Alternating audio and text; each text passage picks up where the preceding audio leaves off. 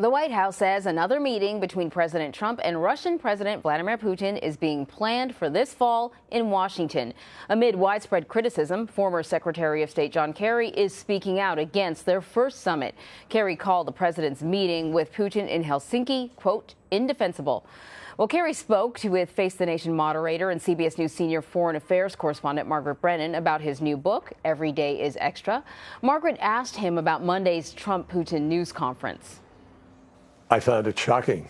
I found it to be one of the most disgraceful, remarkable moments of kowtowing to a foreign leader by an American president that anyone has ever witnessed. And it wasn't just that it was a kind of surrender, it's that it is dangerous. The president stood there and did not defend our country. He stood there and did not defend the truth. He did not defend the facts. And the danger, here's why it's dangerous, because it sends a message to President Putin and to the rest of the world that the President of the United States, the leader of the free world, really doesn't have a handle on what he's doing, and that he doesn't, know either what the facts are or he won't accept the facts. So you don't buy his walk back? I don't buy his walk back 1 second. Margaret Brennan is a moderator of Face the Nation and CBS News senior foreign affairs correspondent. She joins me now from Washington. So, the criticism for the president's performance continues. We're hearing from Kerry. We're hearing from from Republicans as well, criticizing him. But the president keeps going back to this. He keeps saying that he's been tougher on Russia than anyone else, certainly tougher than the previous administration. Give us some perspective here. After all, there are sanctions. There are new sanctions that have been implemented under the Trump administration. Russians have been kicked out of the country under the Trump administration. Is he tougher? Well, this is the difference here, and that is the line between what the president's national security strategy is on paper, what his national security advisors say and do as policy, and what the president himself says. And as we know, he is the decider. He's the chief policymaker, and his own team, when they say, look, this is what we believe the policy is, but the president might change it, are making clear that there is a certain amount of muddiness around policy issues here. Now, if you look on paper, yes, you are absolutely right. Expelling those 60 diplomats, so-called diplomats, I should say, in the wake of the UK poisoning scandal that happened, that was a tremendous message of solidarity with the United Kingdom to say, Russia, you can't do this on the soil of a U.S. ally.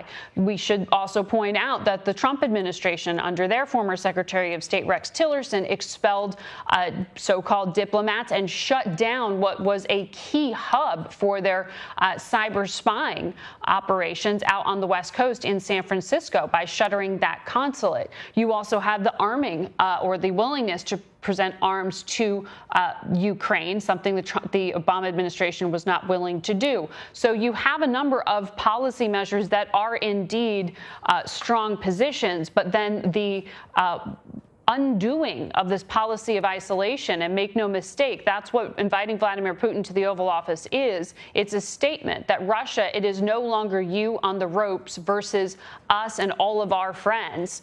We are now embracing you. We are breaking that pressure point of the world united to push Russia to abide by international law. And remember, that was the whole point of kicking Russia out of the G8 after they sent little green men, so to speak, armed militias into Ukraine to annex Crimea. And the list of crimes after that, including war crimes in Syria. Russia is bombing hospitals in Syria.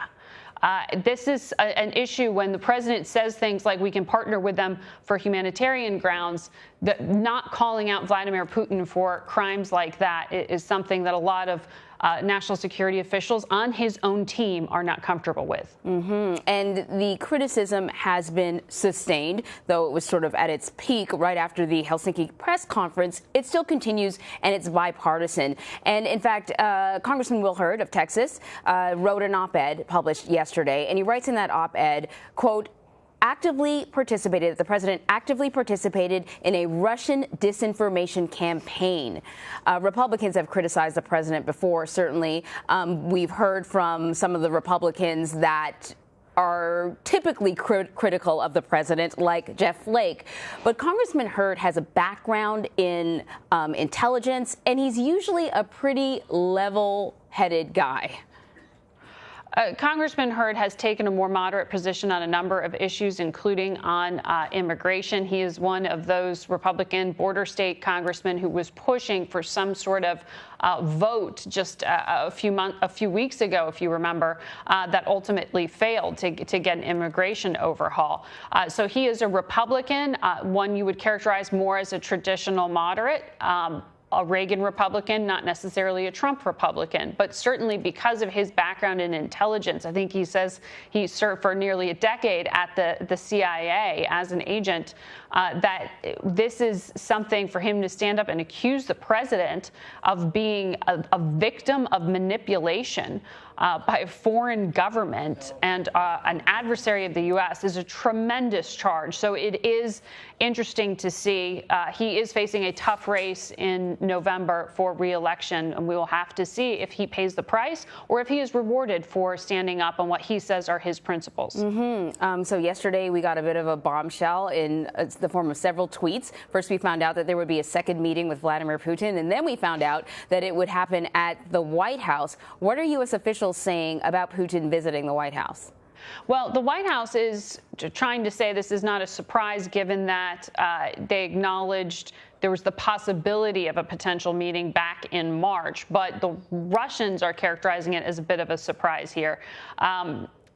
Either way, it's clear that President Trump is sending the message that he is doubling down, that he is not going to be isolating Russia. He's going to be embracing Russia. He's going to be reversing those Obama-era policies of trying to put pressure, international pressure on Russia to conform by keeping them sort of in the corner by themselves.